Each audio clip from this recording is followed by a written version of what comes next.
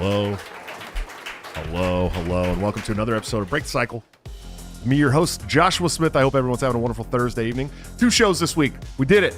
We made it. We made it. And we're going to do 2 after-hour shows this week, too. So that's huge. For you guys that don't know or are just popping in, the new thing with the after-hour show. So we had to break the stream, or break the cycle couch streams after hours. Immediately following this, if you want to be a part of that stream, you can join the Patreon Subscribe Star, and those are both /BreakTheCycleJS. So either one of those, or you can join the YouTube channel. You'll find the link for those on either Patreon or Subscribe Star, or in the community section of the page on YouTube if you are a member. It's the only way you can see it. All 3 of those platforms will have a StreamYard link associated with it in the comment or in the description. If you want to hop on and talk about things after the show, if you have a question, if you want to give an opinion, if you just want to hang out, you can hit that StreamYard link and go into a queue. We'll let you in, and you will be able to be part of the live after-hours show. I'll make an update about that halfway through this show, just so you guys can remember for people who aren't here yet. Before we get too far into this, of course, go check out toplobster.com, the man, the myth, the legend, my good friend and partner on Break the Cycle, where you can get all kinds of great hats, backpacks, hoodies, leggings, pillows, all kinds of cool stuff. He's doing merch for Lord Miles now. Yeah, he's doing Lord Miles merch now. He's got all kinds of good stuff. You can get a 10% discount by using BTC at checkout. And you can join the Patreon Subscribe Star, become a member of the YouTube channel under all our videos by hitting the join link. We can go to a private Discord server that's mostly run by Ryan. And if Top ever puts out new gear into the chat, you can get that gear up to 30% off 2 weeks before it even goes to the general public. So new stuff. Great stuff. Great guy. Love Top. Ryan, how you doing tonight, man? Doing all right. It's been kind of a whiplash of back-to-back weeks with my work schedule changing from going almost fully back into the office. Now we're working from home because we're changing buildings, and it's weird. Yeah. Well, and you just had a baby too. Yeah. So that makes everything different all the time. It's yes. I'm used to it now. So like we have a baby, nothing changes. Once you're on your 9th, no, it's just like whatever. Yeah. No one cares anymore. Yeah, and it's NFL free agency this week. So yeah, I've been true. like watching all that. Oh, I've been zoned in on that. Yeah. I'm not wearing a football jersey, and I'm wearing my Sharks jersey because I just felt like wearing a jersey today. Hockey sweaters will conceal your gun better than anything else out there. Straight up. No doubt. The greatest. We got a lot to talk about, guys. I was on the Elijah Schaefer show last night, Slightly Offensive. We did about 2.5 hours or so on the TikTok ban, so we'll be talking a lot about that tonight because it's just fresh on my mind, and man, it's it really feels like Patriot Act 2.0 for the internet to me. So I definitely got some thoughts on this, and breaking news of somebody trying to buy TikTok. And that won't be shocking to anybody, I'm sure. Can we get some yep cocks in the chat for our good friend Ryan Kurtz, because he forgets every night now? What happened, dude? It gets to the point where I like end my thing, and I'm like, oh wait, I need to do that, but you've already moved on, so you just forget. I just leave it out. That's unfortunate. And it's just become a habit at this point. All right. For you guys that are listening to us on the audio stream, well, not stream, but the audio afterwards, we are aware that for some reason, the intro is not uploading to Spotify. It is being played on the live shows. It is in the recording that we have in our files, but when we upload the file to Spotify, for some reason, it's leaving the intro out. So it's probably about 1 minute and 30 seconds or so of dead space at the beginning of our podcast. I apologize about that. We are working to fix it, and hopefully tonight it's fixed. I did do some stuff on there that hopefully changed it. Guys, we've got a great guest for you tonight. I'm very excited. I've been wanting to get him on the show for a while because like most of you, probably all of you, it better be all of you that watch this show, I am about as anti central bank digital currency system or central bank digital currency as you can get. I am as about anti-Federal Reserve as you can get. Obviously, you guys know I'm running for president, and I've been traveling all over the country and doing a lot of big shows to talk about these things. But a couple of months ago, a gentleman popped up on my radar that I wasn't aware of that is probably more anti-CBDCs than I am. Has made it a central tenet of his. He was running for president. He's now a fellow at the Brownstone Institute and full-time anti-CBDC guy, Mr. Aaron Day. Sir, how are you doing today? I'm doing well. Thank you for having me on.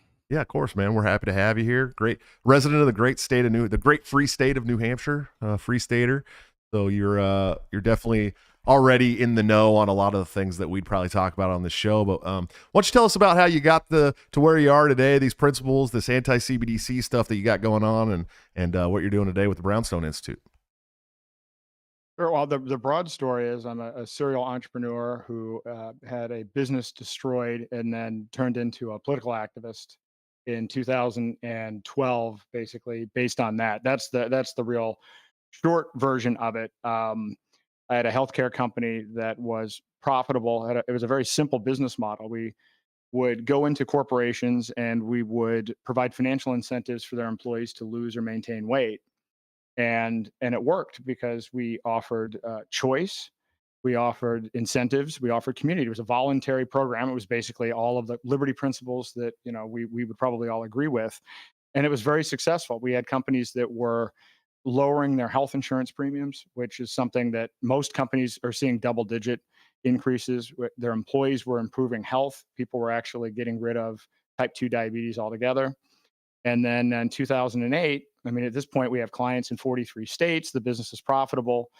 Obama comes in, and Obamacare basically said that, well, you can't reward people for actually losing weight. You can only reward people for participating in a weight loss program because it's not fair. They basically participation trophied our business, which basically destroyed the core value proposition. And then we were using financial incentives to reward employees. So we got screwed over by Dodd-Frank. So we were using reloadable debit cards.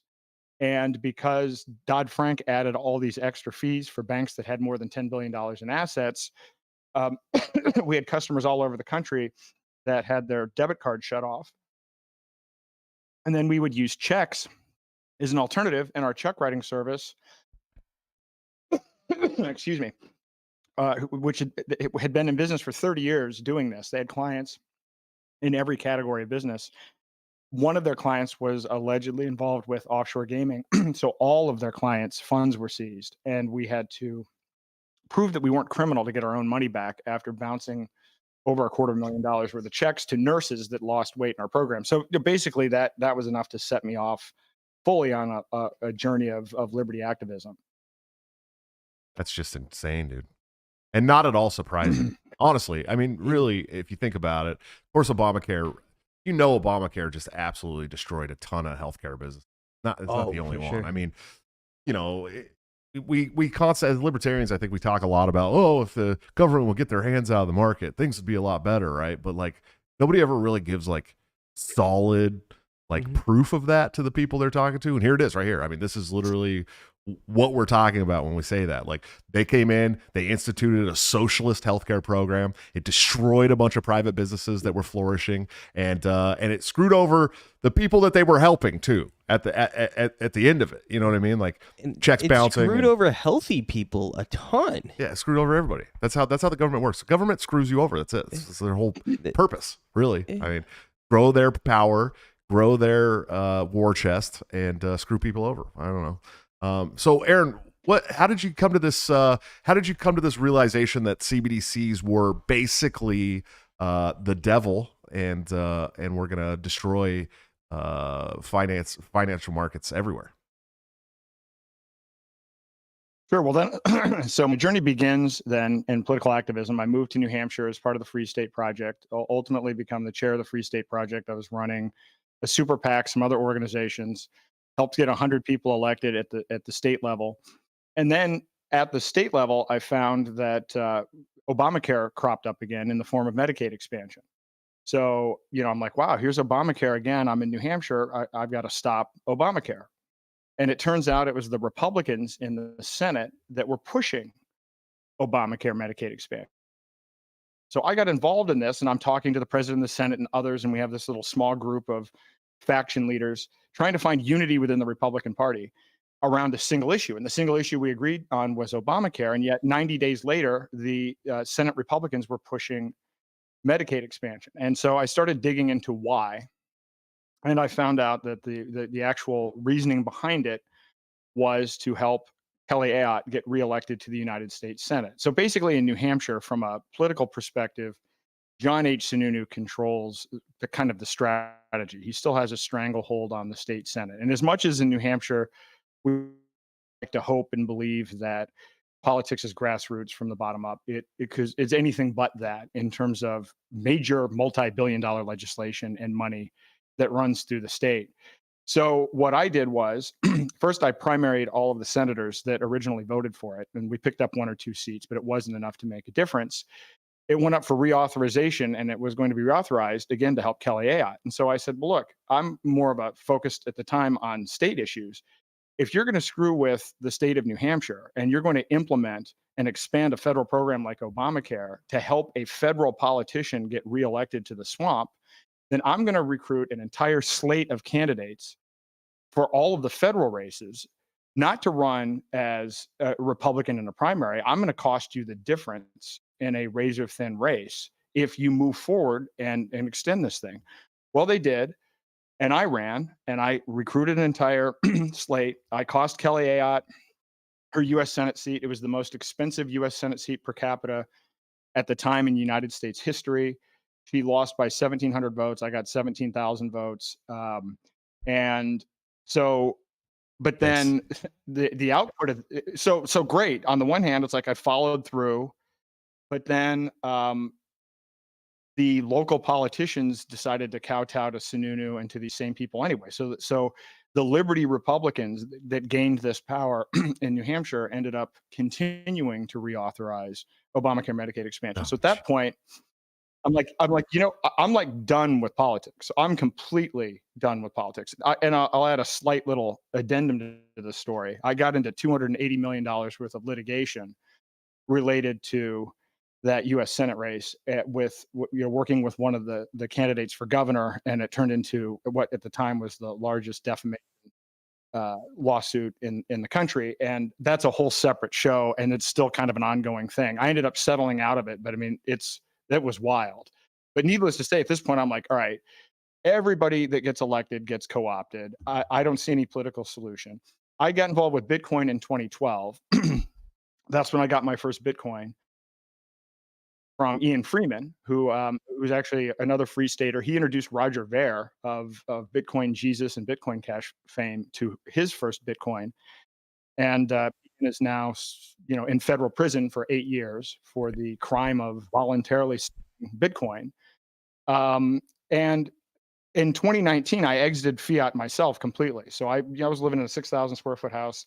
I consolidated everything that I had, went all in on crypto, gold and silver, not as a speculative investment, but because I saw that fiat was going to crash. So this isn't one of these, how am I going to make money? Like this is we need a parallel economy and a separation of money and state. That was 2019. Then COVID hit, watched what was going on with COVID. And also at the same time COVID hit, started to see an intense crackdown on crypto. This was when they went after Ian. This is when they went after Jeremy Kauffman and targeted him with library yep. and everything. And I'm like, well, what is the root cause of this? Why is this happening?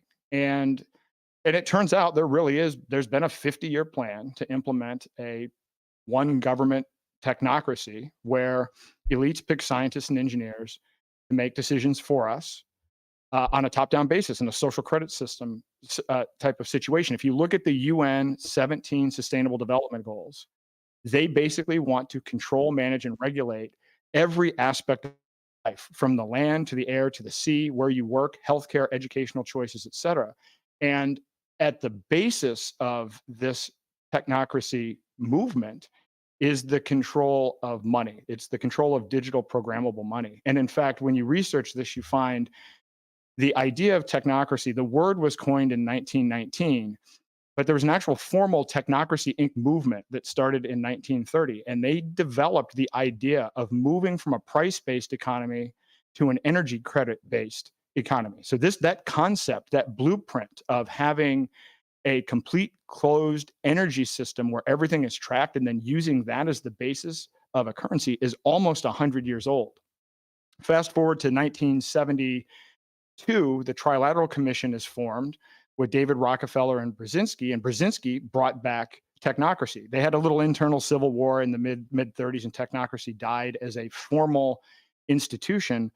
But Brzezinski brought it back through the Trilateral Commission, and that became, they then influenced UN policy in 1973, and then that actually has become the basis for these UN 17 Sustainable Development Goals. So there's a direct line in terms of the ideology behind this and what's pushing it. And so what I realized is, they're cracking down on Jeremy and Ian and everybody else and all the exchanges, not because, to protect investors. They were doing it because they wanted to bring in CBDC. And as I researched CBDCs, I became horrified. When I was writing my book, I'm like, this is like, all right, how am I going to get this out? So I'm like, well, I'll run for president because I'm used to, kicking up a shitstorm politically. I figured I would be able to get some press, and we're in New Hampshire and it's first in the nation. And, and that couldn't, this issue was shut down. Now, of course, I wasn't very subtle about it. I'm wearing what my campaign shirt was. It says "Bank Run Now." Halt CBDCs, stop World War III, and the Fed. So, I mean, my basic campaign was calling for people to immediately exit fiat and move into these alternatives. But when I was writing the book, I found that the United States has already done 3 CBDC pilots. They were all done in conjunction with the MIT Multimedia Lab, directed by this guy, Joy Ito, who raised a lot of his money from Jeffrey Epstein. And in fact, what's fascinating about this story, I wrote an article that's in Zero Hedge. The same Joy Ito not only funded the 3 CBDC pilots, but he privately funded the developers in 2017 that implemented SegWit and, in my opinion, destroyed Bitcoin as cash by switching it from a digital cash system to basically digital gold. So there's an actual overlap of people and funding with respect to CBDC and the changes and modifications to Bitcoin. And what's interesting about it is Jeffrey Epstein had actually done I was able to find one interview about it. And in 2017, he in fact said that he invested in Bitcoin and that he sees it as a digital gold store of value and not as a currency. So long story short, these 3 pilots were conducted. The most important one from our perspective is Project Hamilton, because Project Hamilton is a retail CBDC. It's designed to replace cash, what we use on a day-to-day basis. They did this pilot for 2 years, and at the end of it, they got it up to 1.7 million transactions per second. So to put this into perspective, the current financial system in the US, traditional financial system, does 50 to 100,000 transactions per second. They're doing 1.7 million. And at the conclusion, they said, we have the technical aspects of it worked out. We just need to work on marketing, and we need to work on the legality. So that tech is sitting on the shelf. President Biden signs executive order in 2022 authorizing the exploration of CBDC and a whole government approach to cracking down on decentralized crypto. And that leads me to the conclusion that, and last year they implemented FedNow, which is not a CBDC, but it's a change in the infrastructure for how banks communicate with one another. It's basically an instant payment platform. So instead of having to wait 3 days for your direct deposit to clear, or 7 to 10 days for an out-of-state check to clear, payments are now instantaneous and done for a fraction of a penny. And that is the infrastructure on top of which a CBDC can be placed. Now, when you consider we got the Patriot Act 45 days after 9/11. We got TARPs 18 days after Lehman Brothers collapsed, and the CARES Act was passed 16 days after COVID was declared a pandemic on a voice vote. And some of those same people in Congress voted on all 3 of those things. Then, in my opinion, we are one cyber attack or terrorist attack away from there being bipartisan support to usher this in. And I've spoken with other presidential candidates. I gave Vivek my book, and he actually he pushed Trump on this to make it an issue. Ted Cruz, who's the only one in the U.S. Senate leading the charge to stop CBDCs, he's put in a bill not to ban all CBDCs, but to stop the Federal Reserve from acting unilaterally without Congress, which that shouldn't be controversial, and yet it's dead in the water. He told me it's dead in the water. He tried it in 2023. He's trying it again, and it's going nowhere. So in my opinion, there's a real shot that we are going to get CBDC before the 2024 election, at which case, once that's implemented, we will basically lose our ability to protest on any issue, because once they can control and program our money, I mean, if people complied the way that they did with COVID tyranny, what are they going to do if at a click of a button they can shut off your bank account? Right. I've been talking about this a lot on the show lately, Mm-hmm. and it's one of the reasons why I do still believe in Bitcoin, and it's the only crypto I'm a Bitcoin maxi. I mean, it's the only one that I invest in at all, and it's not I'm going to get rich quick scheme for me. I understand that some people think it's not, or it is. I don't care. I think that it's the one way for me to opt out of the federal fiat system, which is absolute trash. And I saw this coming too, as far as them pushing for a way to be able to control our bank accounts. I mean, really, that's what it is right now. For the federal government to get into our bank accounts and take money and all that stuff, either you have to owe them money, which is pretty standard. I mean, if you owe the federal government money, they're going to come for their money no matter what, period, plain and simple. It doesn't matter what you're going through. It doesn't matter if you're going to lose your house or anything. They're taking your money, right? But they have to have a warrant to like seize your assets now, right? Like there has to be a warrant. There are certain things that they don't need a warrant for anymore, especially with the FISA courts, stuff like that. But I saw this coming with the CBDCs because I know for a fact with the CBDC, they're going to have the opportunity and they're going to write it into the legislation. I guarantee it. And there's going to be some, 15,000 page bill that no one's going to read. They're going to write into the legislation that at any time, if for any reason, they can consider you a domestic terrorist or something of the sort and turn your funding off, right? Like we saw this during COVID in Canada. I mean, this happened in Canada, right? And I always try to say that like the tyranny in Canada is just a few months ahead of the tyranny in America. I really believe that, right?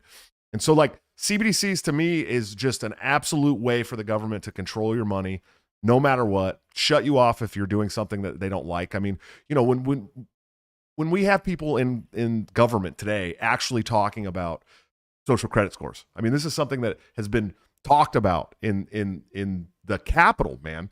It's not just some like, oh, well, China does it, but we'll never do it thing. I mean, this is something that people have talked about. And when we get to the end of that social credit score, and you've been on your show that I do, or you do, or everybody else does, whatever show they're on, and you're talking about things like, the Israeli Zionists, or you're talking about, warfare, or you're talking about military industrial contractors, or any of these things that the government works with, they'll shut you off. Guaranteed. And that's why I think this TikTok thing will be really important and pertinent to this conversation as well, because to me, this TikTok ban bill, like a lot of people are like, oh, it only focuses on Russia, Iran, and China. That's fine, but there's provisions in there that give the executive branch of the federal government the absolute will or right to say, we have to take this internet website down, right? And in the provision in there that people aren't reading, it says very clearly, very directly, anybody considered working with those four governments that they listed. Now we're talking about there's already been accusations of Russian collusion with Elon Musk and Starlink. Okay, so don't tell me that they won't use that as an opportunity to shut down any website that they think is colluding on election interference or any of these things. The provision's there. I don't care if you think this is narrow scope and it's only four countries, whatever. But this is the same thing as the CBDC. Now, look, if you give the internet, the control of the internet entirely over to the government, absolutely they're going to shut down websites. Absolutely they're going to pull people off of social media. Absolutely. We already saw this happen in the election, last elections, right? We saw proof from the Twitter files, proof that Twitter worked with the federal government to silence dissent. 100%. Yes. So you want to give them more power over the internet just because you don't like China, which, by the way, China's like a paper tiger economy. Okay. Hundreds of millions of people in China live in abject poverty. They have entirely abandoned cities that they built and spent all this money on. They have a train that goes nowhere. Literally goes, it just rides because they couldn't build the cities that they wanted to build around those the train stops. Like, it is absolutely not our biggest enemy. It's not even really an enemy, to be honest with you. This whole thing with Taiwan is a tripwire. We can make chips here today in Austin, Texas. They already have the capabilities. I talk about that on the show all the time. So like all this shit is just to gain control over you.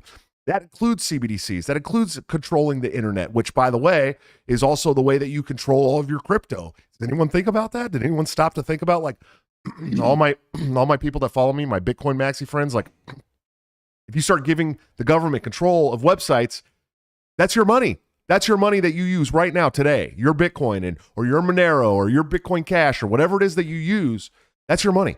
They're already looking at ways to come after you for that. So like CBDCs must be stopped. Absolutely 100% is one of the worst possible scenarios for the American public in my life. Absolutely 100%. Aaron, how do you think that we build enough resistance to this stuff?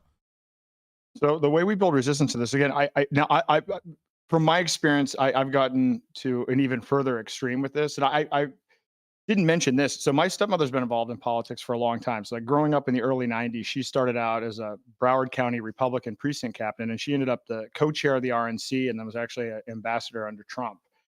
So I've seen how the Republican Party works from the inside up, or from the from the bottom up. And I will say, my view on politics is abandon all hope, ye who enter here, because once you get into how this actually works, I mean, 2/3 of the electorate can identify the three branches of government.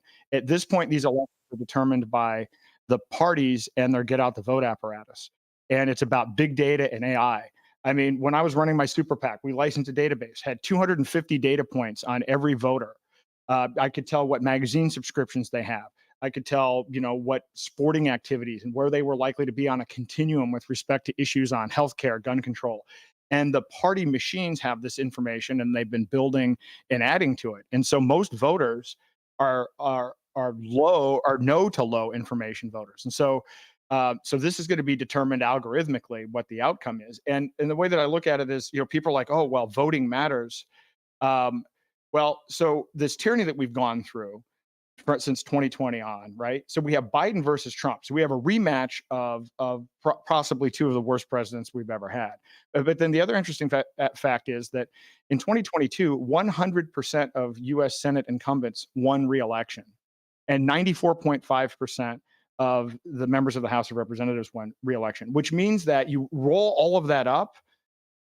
Best case scenario, we're going to have 97% of the exact same thing. I mean, actually, most likely case scenarios, we're going to have at least 97% the same thing from a political perspective. So there's no change. There's no opportunity politically. So I've moved on to kind of like, I'm in the mode of radical noncompliance or civil disobedience if it needs to be. And simultaneously, we need to start having a conversation about America 2.0 from first principles. We need to examine the founding principles, and we need to ask ourselves, where did we go wrong? Because America somehow, excuse me, in this process has been destroyed. When you really look at the Bill of Rights, you look at the founding principles and where they started versus where we are. I mean, we have less to lose than we've already lost. And so specifically with respect to the CBDC issue, we need to get people to get out of fiat and get into self-custody crypto, gold, and silver, and to use it in trade.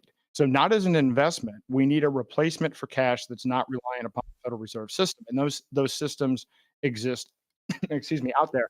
I've been doing it since 2019. Excuse me, and I know others that have been doing it for longer. It's perfectly possible. And in fact, that is the reason Bitcoin was developed. I know you said you're a Bitcoin maxi, and I'm I started out with Bitcoin in 2012, but what happened in 2017 hobbled its use as cash. It made the transactions fees too high. Lightning Network doesn't work because it's too centralized, and now it's being shut down. These custodial wallets are being shut down by the government. So when I'm out trying to onboard people to crypto and onboard boomers, BTC is not an alternative for day-to-day transactions, and that is what we're going to need. So you can still use Bitcoin for gold and as a store of value, but we need people to start using this stuff in trade. So what I have done is I've written this book, The Final Countdown, excuse me, that outlines all of this and provides a step-by-step guide as to how to get into crypto, which ones to get into, how to use it to pay bills. It's like a step-by-step how-to for dummies, people that have never used it before. And it goes into the same with gold and silver. And I'm doing 4-hour workshops across the country where at the end of the workshop, people have crypto, gold, and silver. So this is about people taking direct action. No white knights. The political system is not going to be changed. It's going to be, at, again, 97% the same. This threat is imminent. And to your other point about the censorship industrial complex, this is one of the other areas of Brownstone. I actually really like Brownstone. I've known Jeffrey Tucker for over a decade, and all of the think tanks, Cato, all of the people that you would have expected to stand up against lockdowns and against mandates failed Badly. I mean, not Jeffrey, not just easily. I mean, it was a terrible fucking failure. Terrible. Even my party, my political party that I'm a member of, didn't say shit.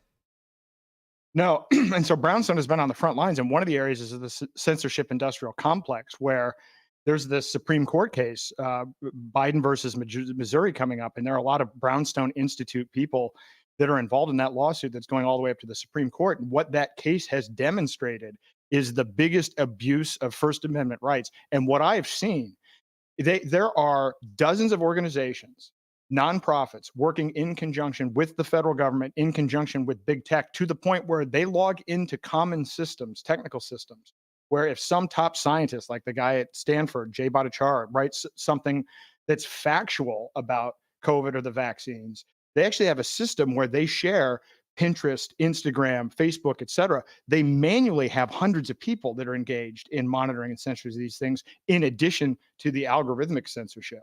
So we already have essentially lost our First Amendment rights, because the algorithms themselves obviously reflect what we even have available to us in our perception, and those have clearly been rigged towards an agenda that I is not truth-based, and not something that anyone that values liberty would agree with. That's just great. That's insane, man. That's absolutely insane to think. That's even deeper than I have been thinking about this whole thing, to be honest with you. I know the algorithms. I mean, I know they fuck with the algorithms. Like, we know that from running a show on YouTube where we used to get thousands of views, and now we're lucky to break 250. But we go over to Rumble and we're getting 10,000 to 70,000, right? Mm-hmm. So I know that that's part of the scheme, is like, just bury, they can't remove everybody, right? So now they could just bury the content so people can't find it, right? Like that's been part of the scheme for a while, but we're getting deep here, man. Yeah, and the thing with like the YouTube algorithm is nobody at YouTube fully understands it. No, the people that work there don't.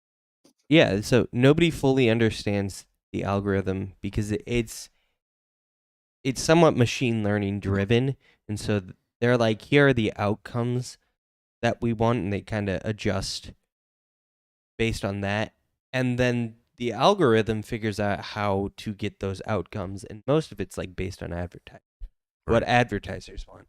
Right, which is funny, because we're talking about this TikTok thing. I did like a couple hours about it on Elijah Schaefer last night. And the thing that we kept coming back to is, this whole like, oh, well, the right just wants to BTFO China, right? Like that's the whole point of this, is like, oh, well, we're going to make it so China can't influence Americans, right? But like, is China doing anything with TikTok that America's not doing with every single fucking social media app currently available? Because no, they're not. It's the same shit. And somebody brought it up today. Oh, well, they can't just log into an app and check your information. I'm like, bullshit, dude. Bullshit. They're absolutely 100%. First of all, as somebody who's on several lists, I know for a fact, I know that they're monitoring my social media without a warrant, by the way. Zero warrant, right? Warrantless searches of my data. I know that's happening. And I know that it's happening to a large cross-section of America. Anybody who's spoke up and been in dissent of the COVID narrative, especially. We know that they were infiltrating Catholic groups, right? They're infiltrating PTA meetings to call soccer moms domestic terrorists. You know what I mean? For being worried about their kids being forced to have an injection that they didn't agree with. So like, of course they're monitoring all of our social media, and they're not doing anything differently than China is. And probably like, with the way that China's economy is today, like probably 70% of that monitoring is so they can sell you Chinese junk, dude. Like that's literally part of this, right? Like when you turn your location onto an app, everybody who can see the back end of that app can see your location. That's how it works. Yeah. And we got Chinese TVs, we got Chinese cell phones and chips and cars and everything. You know what I mean? So like this stuff is already happening, but there's a reason specifically. I mean, there's some reasons why I think they're specifically after TikTok currently. One, they want to be able to have the opportunity to shut down other websites especially during election season. Okay. There's 100%. Two, recently, Jonathan Goldblatt of the ADL, if you're not familiar with him, came out and said, Gen Z is not going along with our narrative, and everything, we need to do everything we possibly can to shut that down. Literally, public, like there's an actual recorded conversation with him saying this, right? And I was like, I was like, okay, not again, right? And I realized that TikTok, like the whole Israel-Palestine conflict going on right now, TikTok does not ban or suppress what some people might be calling counter-Semitism today, right? Like they don't shut down that kind of speech. They shut down other things that are bad about China, but not things that are bad about Israel, right? And so I was like, holy shit, dude, like there's a concerted effort to go after platforms that are not, I guess, in the moderate position, welcoming and I don't know what the word I'm looking for, but welcoming of the Israeli agenda, right? Like the government agenda. And then today it comes out, breaking news, that Steve Mnuchin, who was the Secretary of the Treasury under Donald Trump, has now said that he is going to try and buy TikTok. I don't know if you're familiar with Steve Mnuchin, but check the early life, man. What's that? Goldman Sachs. Yeah, Goldman Sachs. His dad worked for Goldman Sachs. He worked for Goldman Sachs. Check the early life. It's going to give you everything that you need to know about why Steve Mnuchin would be trying to buy TikTok right now. He's definitely, let's just say he's definitely a partner of the ADL and their narrative. There's no doubt that he's probably hangs out with Greenblatt on certain occasions. Now, I'm not going to bring up his religion, but I'm sure it says it in his early life. But the fact of the matter is that this is just a step to shut down unwelcome, positive, not positive speech about all kinds of different things and elections. I think there's another interesting angle to this. Okay. I think it's really interesting. These discussions around banning TikTok didn't start until After October 7th. U.S. social media. This has been a discussion for 2 years now. Sure.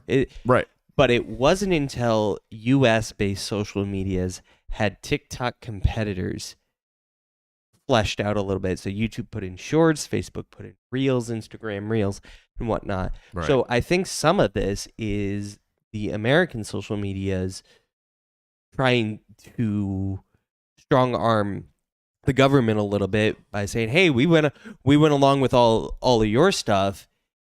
Give us this one." They're kicking our ass. Well, I don't disagree with you, and I want to be very clear that this, if it helps anybody, it helps Facebook 100% more than any other social media platform. YouTube, it helps the most. No, Facebook 100% Facebook, dude, because Facebook's like 80% of Facebook's revenue now is through Reels. And that's new for Facebook. That's not an old thing. Reels have been around for YouTube the longest, since Vine, at least. Right? No, the Shorts feature is like a year and a half old on YouTube. Reels are kind of new too, though. Reels are like 2 years old on Facebook and Instagram, and I think Snapchat has Pinterest has something similar. Snapchat is basically a tool of OnlyFans girls now. That's all it is. Pretty much. I don't know who still uses it. Go ahead, Aaron. Instagram is very similar to TikTok. I mean, those seem to be more equivalent competitors, I would say. Instagram, yeah, which is, by the way, owned by Facebook. Yes. So I'm telling you, it helps Facebook more than any other social media platform. The one social media platform owner that works with the government the very most is the owner of Facebook, right? Zuckerberg. He's also the biggest social media, but maybe outside of YouTube, but the biggest censor of speech that doesn't go along with the mainstream narrative. You can say one thing and be kicked off of Facebook forever. I know, because it happened to me. And you know what? You know how it happened to me? Do you want to know? I was kicked off of Twitter for a year, right? 368 days. I sent an appeal every day for 368 days, and then Elon bought it and let me back on. I was kicked off Facebook and never given my Facebook back. I had to make a separate Facebook account 2 years later. And guess why I was kicked off of Facebook? For stumping for the Libertarian Party. It had nothing to do with COVID. It had nothing to do with vaccines. I was literally just pushing Joe Jorgensen's campaign in 2020, bro. Like the beginning of 2020, and boom, I was gone. Tell me that's not election interference, dude. Tell me that's not clear as day election interference. I violated none of their terms of service or policies at all, and they booted me. I had been on Facebook since 2006. 2007 or 2008. Okay. I had, no, 2009, because it was 11 years. I'd been on Facebook for 11 years. I had all the pictures of my grandfather before he passed away and me on there. I didn't have them anywhere else. I had all this stuff. I didn't have any of it backed up because I'd been on Facebook so long I never even thought about being removed. And all I did was post about Joe Jorgensen and the Libertarian Party, and boom, I was gone. I was gone. Never got another reason, but I know that's all I was doing on Facebook at the time and talking to my family. So like, of course this helps Mark Zuckerberg more than any other social media owner. And it's going to be used to harm social media owners like Elon Musk, who let people have discussions about this stuff publicly. Now, I don't know about you, but the biggest social media app for Gen Z is TikTok. Absolutely. It's the very biggest one. It's the one they use the absolute most. It does not shut down speech, what some people are calling counter-Semitism speech, okay?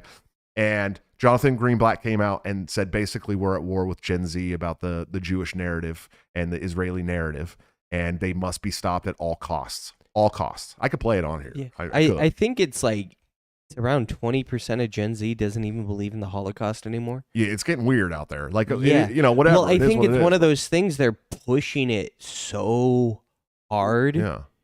that there's just the rebellious spirit of youth is just like, well, this is what the establishment Well, here's the thing. If you think so desperately wants me to, well, here's the thing. shape my worldview around, so I'm going to reject that. If you think this generation, our generation, I'm 41 yesterday. We're in the My same birthday- generation. Yeah, my birthday was yesterday. I've turned 41. No, I'm a millennial. I'm a millennial. You can't be a millennial. I'm the last year of millennials. Okay. All right. Well, you just made it. Yeah. Congratulations. I'm like the first year of millennials. Yeah. And so my generation, if you think we're skeptical of the federal government and the narrative, like the global narrative, man, my 12-year-old son is so much more skeptical than I was at his age, dude. Mm-hmm. Like, and it's because of the information age, and it's because they can see this stuff being forced on them in their schools and all kinds of stuff, right?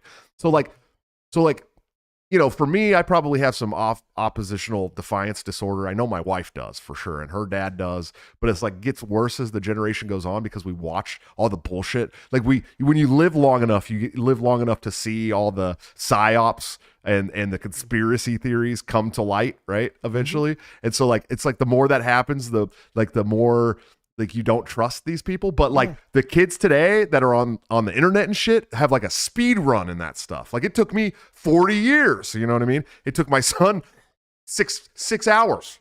You know what I mean? And he was like, oh man, these guys are lying to us, Dad. Huh? I'm like, yeah, absolutely. Big time.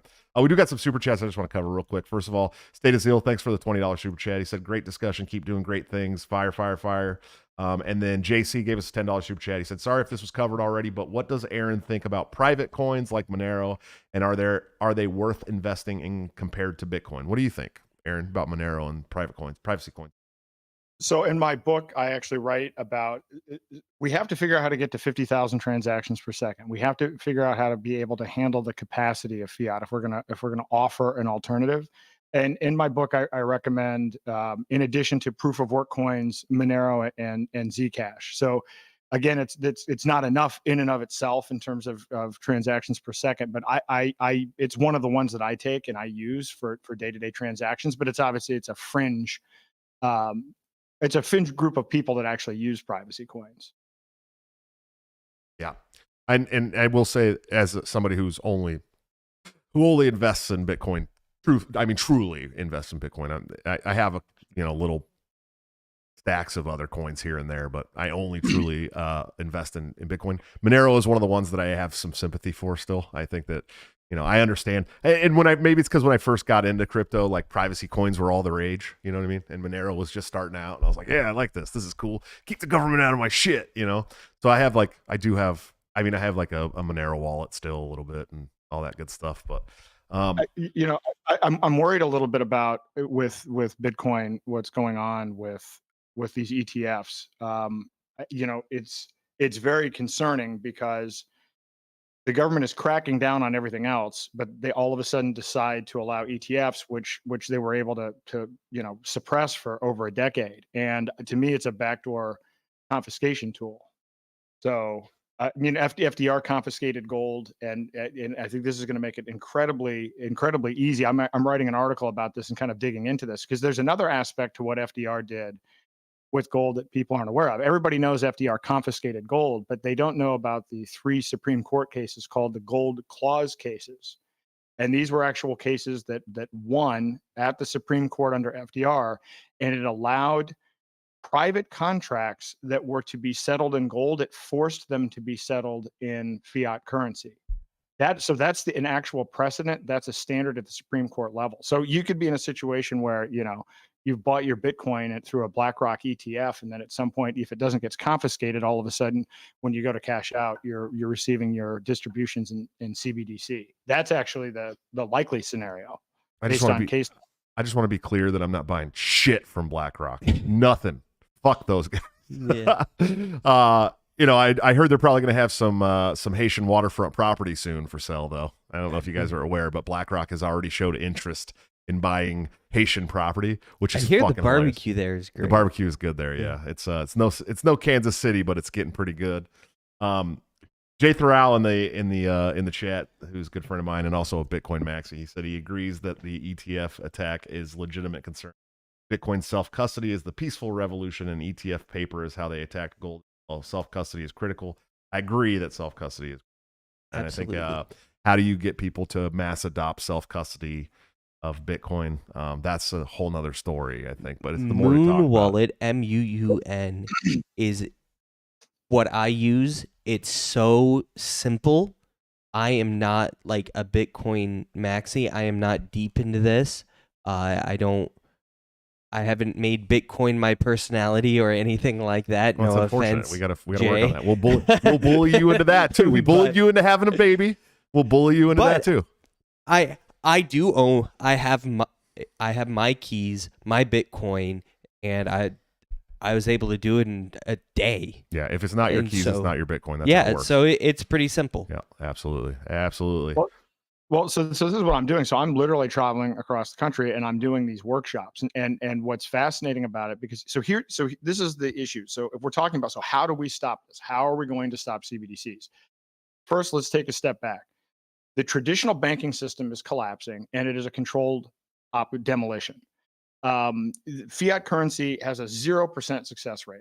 No fiat currency has ever succeeded. The average fiat currency only lasts 27 years. Even reserve currencies like the dollar is typically only last 94 years. And if you look at the reasons fiat currencies collapse, there's 7 main ones: financial mismanagement, corruption, inflation, excessive wartime spending, competition, etc. We're flashing bright red on all of them. But it's getting even worse. So we went from being backed by gold to being backed by nothing. And it's been a fractional reserve system, and banks were required to hold 10% of customer deposits in reserve. But thanks to the magic of COVID policy, there are no longer any reserve requirements for banks in the United States, which means that when you go to take your fiat currency out of the bank, you're relying on the bank actually getting paid principal and interest on commercial loans, which are collapsing, residential loans that are showing sign of weakness, auto loans, school debt, all of these asset classes, which are actually starting to near 2008 financial collapse level. This is why we're starting to see banks collapse. In the last week or so, we're seeing these regional banks that are starting to show signs of weakness. But again, this is all by design. Why? Because they know when there's a collapse, everybody's going to be afraid. And if you're not presented with an alternative, your choices are going to be accept CBDC or basically lose everything that you have, which is why we have to ramp up self-custody alternatives in terms of use for cash. So again, I'm not harping. People can have BTC. It's one of the things that I list, but it's 7 transactions per second. We have to get to 50,000 transactions per second. Having been in Bitcoin since 2012, what happened in 2017 in the winter was a travesty. You had sites like Expedia, Microsoft, and others, Overstock, that took Bitcoin directly. And because of the fees and because of the block size and everything else, all of that went away. And we need a actual substitute for cash. We need something that can be used as a replacement. And so it has to be a basket of things that include Bitcoin and some others. But we got to ramp it up. And what's interesting is So if we only get 2 to 3% of people to participate in this is why I bank run now. The system is going to collapse. It can either collapse on their time scale when they're ready to roll out their solution, or it can collapse on our time scale where we accelerate it and propose a different alternative. Those are really the only choices that we have. So we need to Wouldn't it be galvanize. so? I think I guess my question here would be, and I am a bit Bitcoin maxi, and I do hang around with a lot of Bitcoin maxis, and I talk about Bitcoin a lot. And of course, I think it's a way to opt out of the federal fiat system, and it's important. But instead of I guess my concern and my questions would be, wouldn't it be better to work towards making Bitcoin 50,000 transactions per second instead of trying to push other coins that aren't anywhere near the adoption percentage that Bitcoin has currently?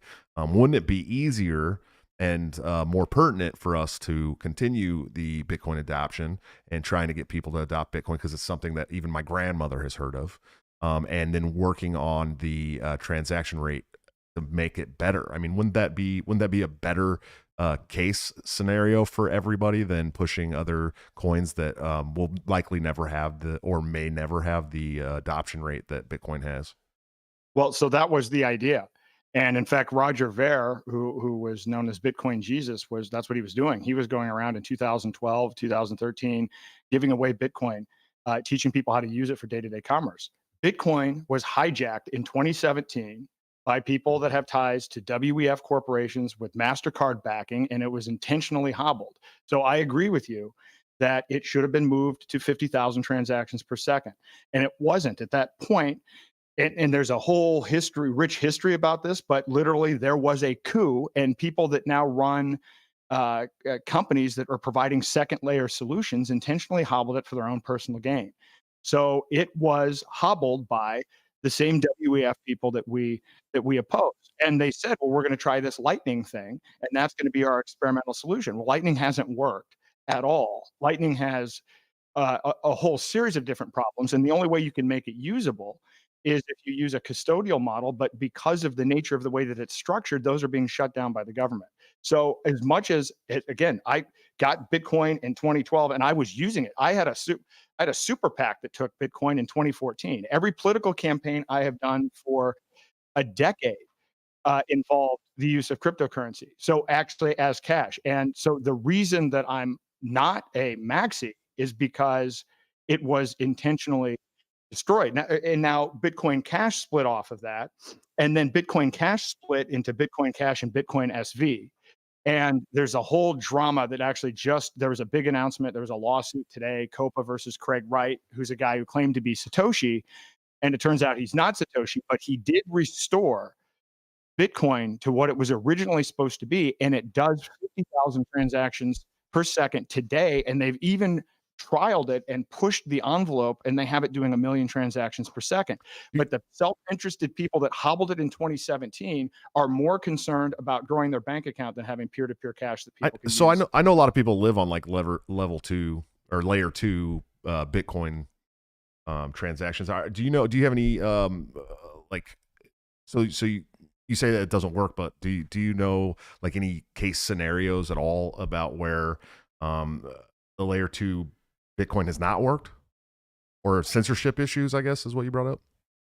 Well, so Exodus wallet, the wallet of Satoshi, the solutions that people were using for custodial wallets, that they've been shut down by the government. Exodus just last week exited using their custodial wallet. This is happening all over the place.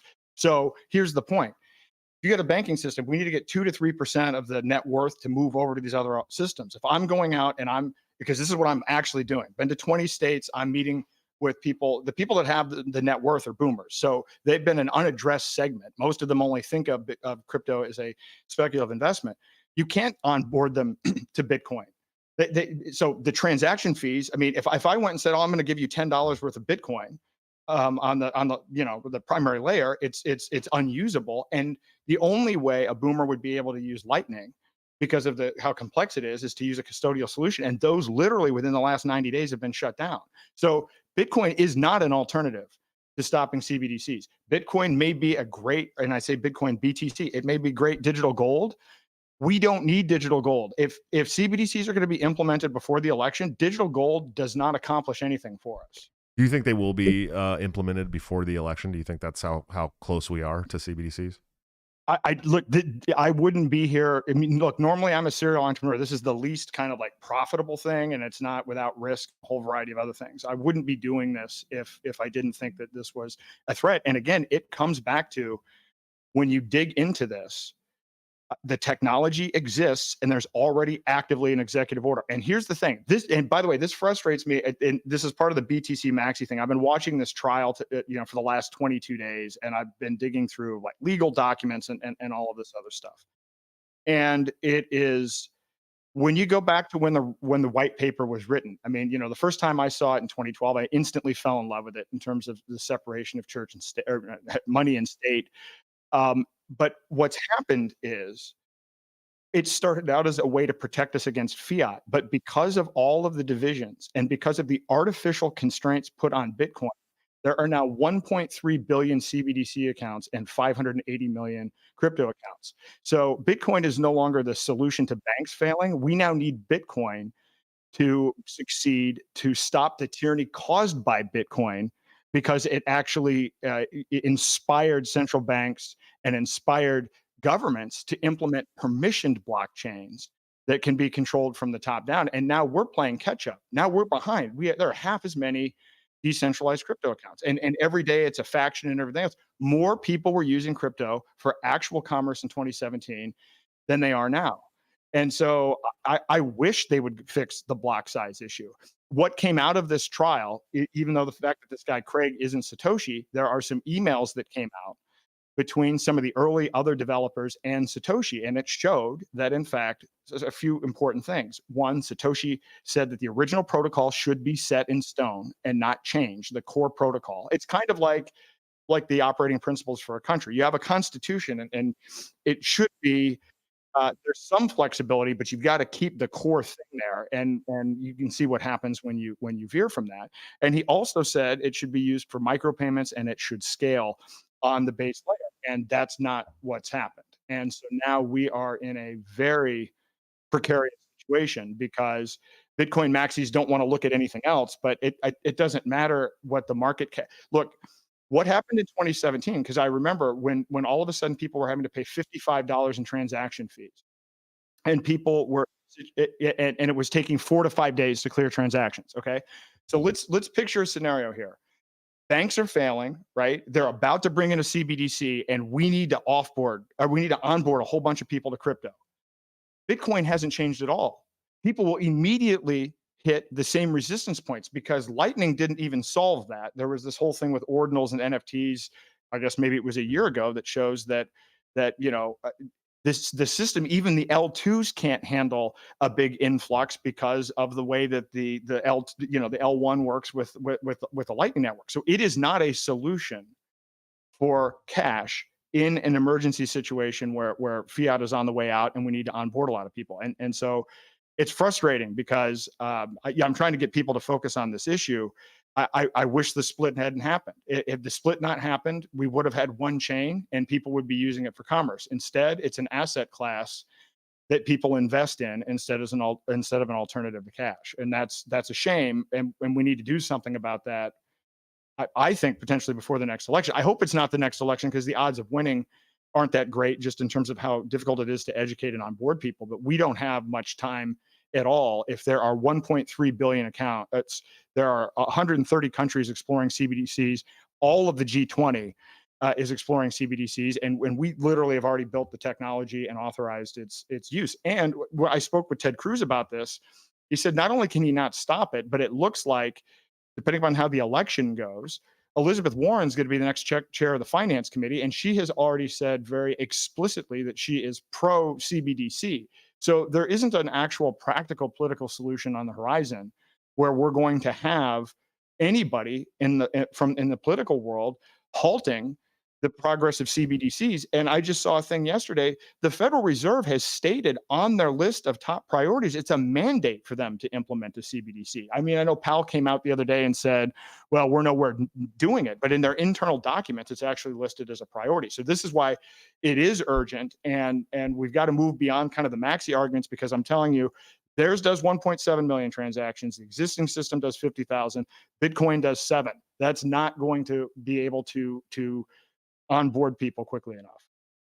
Yeah, I think now for me, I guess I just feel like we need to really focus on self custody and just defending the right to that, including layer 2 and shore up those issues. But I could be proven wrong. You know what I mean? Like I definitely think that I could be proven wrong, and that we maybe another one will emerge that will become perfect. And I'm not like against that. You know what I mean? I for me, the most important thing is being able to let people opt out of the federal fiat system. Fighting CBDCs, of course, has got to be very, very important to anybody who knows about digital currency at all, because it will destroy the entire market. I mean, it will fuck up everything, and they'll get all these people onboarded, and then be able to turn you off at the click of a button, and then nobody will have anything else to back that up. So, I could be proven wrong for sure. Well, no, listen, I agree with your intent, but what's the evidence that there's no evidence that anybody is working on expanding the transactional capability of Bitcoin, and the experiment of Lightning has not fared well. And because of what's going on with the kind of the clampdown on the custodial solution, it literally isn't working. So I guess what I'm saying is, if you want to opt out of fiat, then you have to have a replacement for fiat. Bitcoin is a replacement for gold, which is not a replacement for fiat. So I'm saying it because it's so. What I'm recommending is a BTC plus Bitcoin Cash plus Litecoin plus some of these others. It may need to be a basket. Bitcoin Cash is working on a proposal that will dynamically increase block size, so that up to 2 gigabytes. So that will allow Bitcoin Cash to be able to get to that 50,000 figure. But what I'm saying is, we don't have time. Like, we've been sitting around fighting over this stuff, not getting it implemented for use, but people sitting around talking about number going up and being excited about BlackRock and excited about getting traditional finance involved. And in the meantime, CBDCs have come onto the scene and eaten the lunch of the collective group of cryptocurrencies that are out there. That is the realistic, actual situation that's going on right now. So unless we admit that that's the actual situation, nobody's working on changing that system. There's been a lackadaisical approach that says, well, yeah, we're going to keep the block size small and we'll figure out Lightning on whatever time scale we're going to figure out Lightning. Well, unfortunately, we're in a competitive dynamic here. And look, I know a lot of people like to say they've got self-custody and everything else, but if most people are using full custody and everything else, then it's going to be you and me and a couple dozen of our friends that actually have self-custody, in which point it's not even useful. I do believe that I believe that we need to start pushing self-custody at a minimum. I think people need to take self-custody, whether it's another crypto or not. I think that's got to be one of the most important pushes for the digital community going forward. Absolutely. You got something to say, Ryan? I mean, Bitcoin's really the only one that's got any steam at this point, and it has autism behind it. And so yeah. the reason why I decided to start investing in Bitcoin was because I met some of the maximalists. And it was like, oh, there is a degree of autism behind this that will not allow it to fail, because there is so much faith in this and then I've learned more that it's not just faith-based, but I mean, most currencies have some degree of faith-based to them. Well, I want to be clear that I don't think that it's free of flaws. I don't think that anything is free of flaws. You know what I mean? As Thomas Sowell says, everything is trade-offs. Yeah, I agree. And so I guess I get that, but it was designed in a particular way. There was a white paper around it. I get that there's autism behind it, but changes were made that didn't need to be made, and now it's not going to be what it needs to be at the time it needs to be it. And when you really dig back, I know Maxis too. I know some of the early devs that work on this, and the actual history behind in fact, the people that were in this in 2011, most of the people have moved away. A lot of those people have moved away from BTC, and there's a lot of frustration from people that were actually using it as cash in 2012 and 2013 that have had to go somewhere else. I think people onboarded. They're a lot more maximalist post 2017. And there's been a lot of propaganda around it. But again, it doesn't serve as an alternative for cash. It serves as an alternative for digital gold. And CBDCs, the analog for that is a replacement needed for cash, not for gold. And so again, I'm happy if BTC decides to increase the blocks, great. And I'd be happy if they did that. But the maximalists are absolutely unwilling to do that. That's not even being entertained. And so to me, I think there's a sense that we have more time than we have. And if you read my book and you watch what's going on, I think I make that case pretty effectively that CBDCs are closer than we think. So yeah, again, yeah, and I've been banging the CBDC drum when I can, but I to be honest with you, I had no idea how close it was, and I wasn't as familiar with the executive. I didn't know about the executive order. I didn't know about the trial runs. I didn't know about that stuff. I had heard about the trial run, but they need to be able to sell it as a solution and convenient. Convenience is going to be the big thing. Well, that's got to be the selling point with everything too, right? Like if we ever were going to get mass adoption with Bitcoin, it had to be about convenience too. Yeah, has to be. Right. It was until it wasn't, right? If you look at the evolution of the financial system, so 14 years ago, banks were a pain in the ass. It would take days for transactions to clear. If you're using a check, there's all of this other stuff. But since that time, the banks have implemented FedNow. So basically, the ability to do transactions in real time at low cost, that is no longer an advantage that Bitcoin has. They pitch, and by the way, the groups that are involved, there are groups that are kind of coordinating policy documents and marketing documents with respect to CBDC. So you have the UN, you have the WEF, you have the World Bank, you have the IMF, and the Bank of International Settlements. And these guys literally have policy toolkits. And in some of these implementations that we've seen, like in countries like Nigeria, the countries didn't want it at all. Basically, it was the IMF and the World Bank coming in with strings saying, here, we're going to design and implement this. So there really is a coordinated agenda around this. But as to the pilots themselves, I mentioned Project Hamilton. There was another pilot called Project Cedar, which is a CBDC for banks trading with each other. So this is for like cross-border transactions. The third one is the most dystopian of them all. And it's so bad they gave it a name that's so boring that you don't even want to say it. And the white paper was I had to, I almost fell asleep several times reading it. It's called Regulated Liability Network. What Regulated Liability Network is it's one ledger that they're going to use to track all CBDC payments and all other digital transactions and all tokenization. So when you hear everybody get all excited about tokenizing real world assets, well, let me explain how that's going to work. Imagine you go to the Mac store, you buy a computer. That computer is assigned a digital token. That digital token is attached to your ID. It's on this regulated liability network. You made the transaction in CBDC because that's the only way you're going to be able to purchase things. And now in the future, it's even worse than the idea of, we don't like your speech, we're going to shut off your money. We're actually going to shut off your ability to sell, trade, and even use your assets, because the concept behind it is the digitization and tokenization of all assets. And it's being marketed as this great real world asset thing. The problem with it is, because of the centralized nature of this ledger of ledgers, basically, they've already designed it so that there are multiple third parties that can be involved, both monitoring, tracking, and censoring transactions. So, for instance, they're looking at tokenizing equities.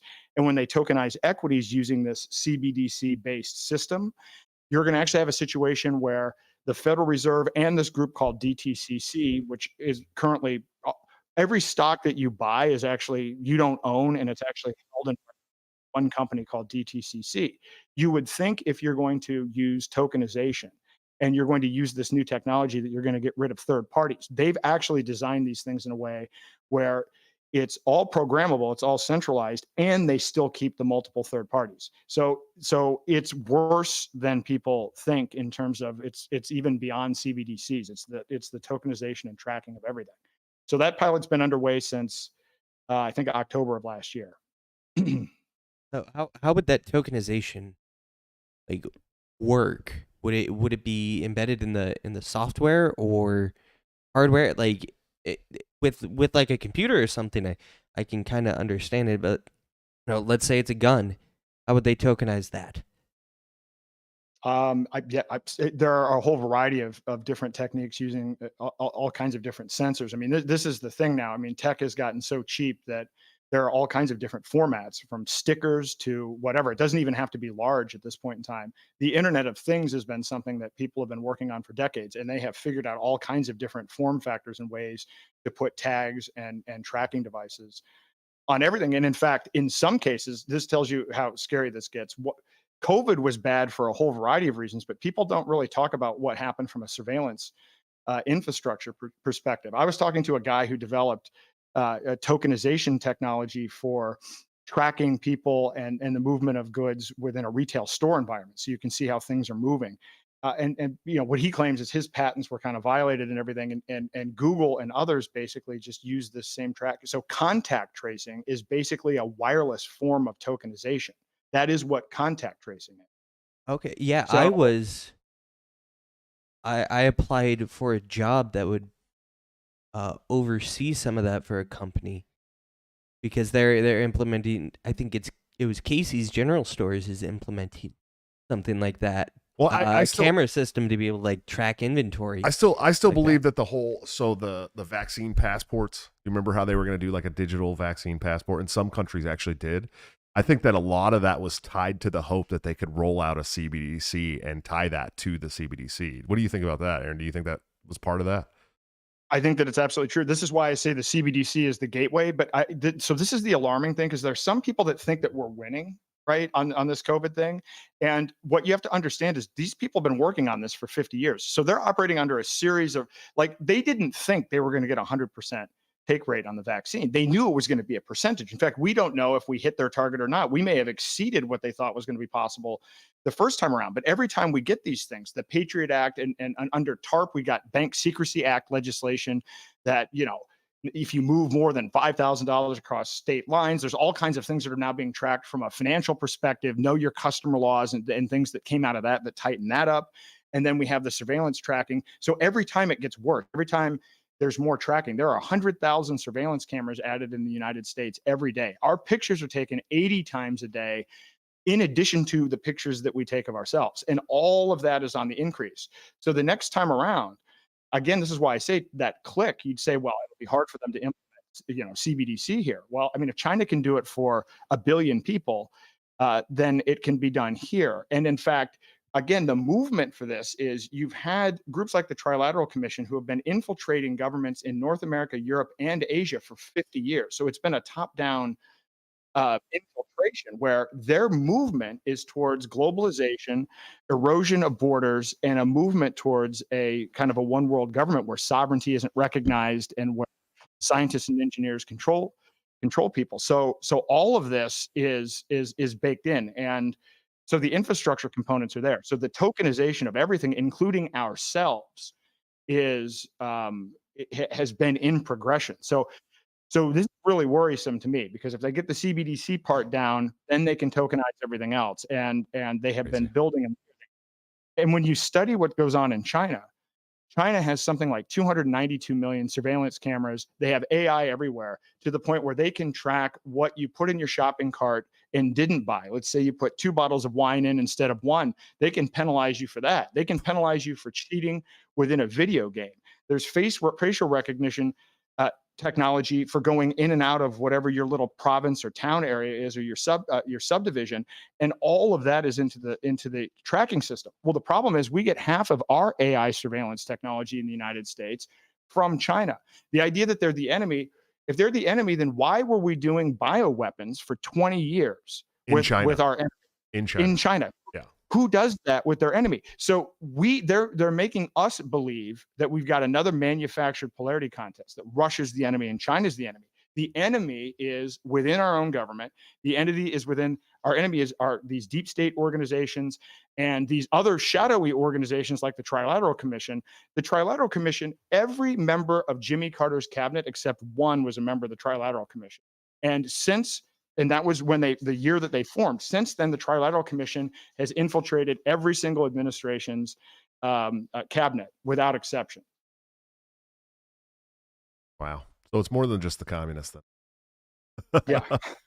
I mean, these are the communists. Yeah, These are I'm sure they're the yeah. globalists. Yeah. Well, Yeah. I talk a lot about Yuri Bezmenov on the show and how he defected from the KGB in Mhm. Russia in the 70s, came over here and told us that the communists were infiltrating all of our institutions, including the schools and the government and the healthcare and academia and of Mhm. course the social media companies now. And I believe that, but man, there's so many. It's like we're under attack by so many people, man. And I talk about this, I talk about the Civil War a lot on Mhm. the show, and I'm not talking about the original Civil War under Abraham Lincoln. I'm talking about the current Civil War that we're in today and how it's not fighting jets with AK-47s. It's actually opting out of the federal fiat system. For you, maybe Bitcoin Cash or Zcash or any of this other stuff. For me, it's Bitcoin. For other people, it might be something different. But also, it's printing your own weapons in your basement with a 3D printer that costs you $250. It's opting out of the corporate farming structure and growing your own food. It's homeschooling your kids, and we are winning. I believe that we are winning because more people every day are doing these things, right? These things that used to be seen as these like crazy lunatic fringe like things are becoming more of like a household common use. And I'm not just talking about Bitcoin. I'm talking about all these other things too. That's the civil war that's going on right now. It's the only way I think, I think politically it's shot, right? Like I'm running for president because I want the 50 state media tour. I want to get in front of cameras and talk about these things. But I think that the way that we win for real is to just opt out entirely. And the more people that opt out every day, the closer we get to winning. And I don't think that's a pipe dream. I think that's something that can actually happen. And digital currency is just one small, one of the biggest tools in that toolbox for utilization. So, what do you think about the Civil War in 2024, Aaron? You think you think we're going to take the white pill and keep going, or what? I think that the enemy, it really does come down to, it's actually technocracy versus individualism. I actually put it in terms of it's free will versus determinism. It's decentralization versus centralization. It's scarcity versus abundance, and it's love versus fear. Those are basically the dimensions of what's at stake. Any kind of civil war is just a manufactured thing that may happen, but it's intended to be a distraction while they continue to build the infrastructure for the surveillance state, continue to implement CBDCs, and that all moves towards more and more and more centralization. So I don't know what form it's going to take, but I know that it will be a diversion. And I know that most of our political fights and our day-to-day fights are diversion from the people that are infiltrating from the top down. But I agree with you 100%. So when I ran for president, so I ended up, I started out with a few different areas that I was focused on. I was focused, on exiting the dollar, boycotting public health, getting kids out of school, actually boycotting the censorship industrial complex, and exiting war. I mean, those were basically the ideas, and really focusing on what we can do as individuals through our own actions, through boycotts, and through civil disobedience. But I got hung up on the CBDC issue because I realized how close it is. And I'm like, well, God, if we don't stop this one, then they'll just implement all the rest of it because they'll just steamroll us on whatever. If people are going to take a vaccine for a donut, then Man, it was a good really, donut. yeah, it was a great donut. But I mean, what's it going to take? What kind of incentive will it take to push people to get CBDCs? And so that's why I'm sending off the. As you can tell, I'm passionate about this, but I really do think this one is the gateway drug to everything else, and because it's so close, we got to go all in on stopping it now through direct action. I agree fully. I think that's one of the most important things that we can do. So you have a petition. It's kind of like a petition. It's a pledge that you have going around being signed. You want to talk a little bit about that before we get going here? Yeah, I've got a petition. It was it was while I was running, and I was talking like to Vivek and some other candidates, but yeah, there's an anti-CBDC pledge on my website, Day 2024. It was a little weird that I was a presidential candidate and then also trying to get people to sign the pledge. So I'm really more interested in the CBDC pledge than being a candidate. So I kind of dropped out and have pushed this. And so it's on day2024.com. If you go to the About Us section. And it's very simple. I mean, here's the twist of it. Right. So it just says, yeah, if you're elected president, you'll use veto power and executive, restraint and all that other stuff. The most important part about this pledge, though, is if they try to implement a CBDC before the election, you'll use your megaphone to promote to people using self-custody alternative. That actually was the more important part, because I'm one guy that's censored. I'm over here in New Hampshire being censored on multiple media platforms. So my ability to get reach is really limited. But if we can get as many candidates as we can on board with that, so that if they do try to implement it ahead of time, the candidates collectively can get their supporters on board with taking direct action to try to stop this, so that maybe we don't have it forced down our throats before the election. Right. Yeah, and I agree with it. I'm fully on board. I think that it's got to be one of the top issues that we fight as far as government, the national security state, because really that's what it is. At the end of the day, this is about the national security state trying to grab more power. It's the same, and this is why I wanted to talk about the TikTok ban tonight too, because that's part of it. The Patriot Act is part of it. All the budgetary increases that we saw after things like Waco and 9/11 were part of it. I mean, it's all very, very designed to continue to grow the power of the deep state, really, and the administrative state, which Vivek talks about quite a bit. Something I talk about a lot too, the administrative state and the bureaucratic state, and how these people, these unelected people are really running the government. And I believe in what you're doing, even if we disagree on supposed cryptocurrencies, what logo we use, but I do 100% agree that the CBDC thing is got to be a top priority for all people running for federal office, especially any federal office. I mean, if you're running for Senate or Congress, you should be signing this pledge as well, saying that you'll fight it and try to fight it from the floor. Of course, I would be more than happy to use executive power to veto anything that comes across my desk in relation to a CBDC, whether that's just a trial run, whether it's a white paper. I don't care what it is. I would veto it. There's no doubt. You have my word in video, forever immortalized here on Break the Cycle, that I would be very happy to veto that and use my help my supporters learn to help use direct action to get rid of that stuff as well. Well, you got something to say over there, Ryan? No. Oh, you look like it. Are you just thinking? I'm just thinking. You're just in deep thought over there? Yeah. Yeah. What are you thinking about, gay porn? Oh. Okay, it looked like it for a minute. You got excited. Aaron. I'm not profusely vomiting, Okay, I'm so just making no. sure. Yeah, sure. Anyways, hey, Aaron, I'm a big fan of yours, man. I love you to death. I think you're great. I'm more than happy to sign your pledge anytime that you want me to. Just let me know. I'd be more than happy to put it out to my supporters and have them read it over and all that stuff too. We are going to do an after-hour show. If you want to stick around for another half hour or so, that'd be great. Absolutely. Where can people find you, support you, listen to you, all that good stuff, man? You can find me at day2024.com. So that site actually has information about the book, the workshops, and has some of my interviews. And then you can find me on Twitter at Aaron R. Day. That's really where I'm at most of the time, since it's the only free speech zone left. Sure.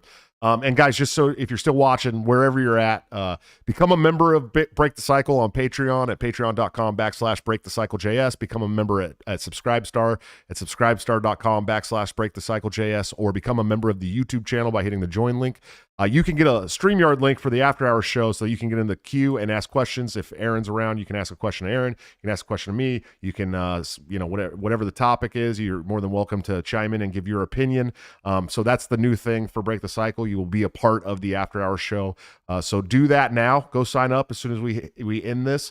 I'll have another show, I think on Tuesday. But the following Thursday, we may have my mom in the studio, in case you guys are. Awesome. Yeah, my mom's going to be here on Wednesday, I think. So Thursday night show, I'll probably have my mom in the studio. Last time she came to visit, I did a show with her, and it was a lot of fun because she calls herself a lovertarian. She just wants everyone to love everyone, but she understands libertarianism pretty good. Aaron, I'm a big fan. If you could just give me a couple seconds to close this out, and then we'll get the members only started. I appreciate you. Thanks. Yep. Aaron's great, guys. Everyone go follow him. You can follow him at Aaron. What is it? Aaron R. Was it R Day? Aaron R Day on Twitter as well. He's got great Twitter, and this guy is doing the Lord's work, man. Seriously, that's stuff that needs to be said from the highest mountains all the time. What do you think? Oh yeah, he has done the deep dives, the the stuff that makes you look like just a wild conspiracy theorist, because it's like I've never heard of like I've heard of some of it, but a complete normie would be like, yeah, this sounds like something out of a science But it's fiction real. book. It's real. Yeah, it's really all happening. real. And it's verifiable. I mean, a lot of this stuff is verifiable too. As in fact, I was looking up the trial run and stuff while he was talking about it, just so I could verify it in my own brain. And it's verifiable. I mean, it's out there. You can literally read about this stuff. And he's written a book. You can go check out his book too. You know what I mean? That's important. But guys, we'll have another show for you on Tuesday. I love you all to death. Please join the channel. Help us continue to grow. We're doing really good on places like Rumble right now. And of course, Twitter as well is doing pretty good. We're getting a lot of views on Twitter. So, but go sign up to help us support the show, even if it's just a couple bucks a month. It'll continue to get us closer to a point of flying guests into the studio, since we have this big studio that we want to bring people in. We are going to probably be bringing in some new sponsors soon as well. So if you're interested in a sponsorship of Break the Cycle with your business, let us know. We can talk prices on that. We'll run ads for you, but we have to agree with your business. That's the very important part. I will see you guys on Tuesday for an all-new show, Break Cycle. I'm sure that Ryan will be here. I don't know if AJ will be. We're missing AJ right now in the studio, but hopefully he'll be back soon. Until then, don't forget to break the cycle.